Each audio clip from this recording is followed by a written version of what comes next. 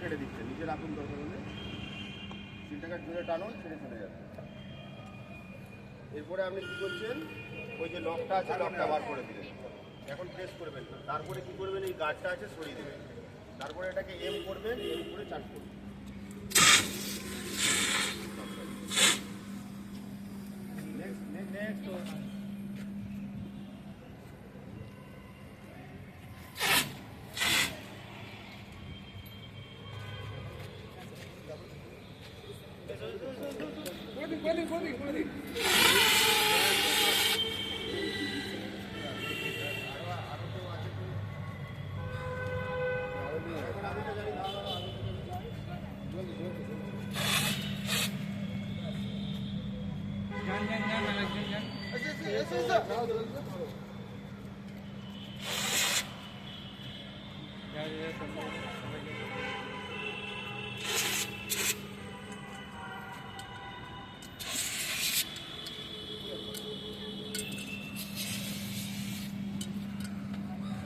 line লালে দিকে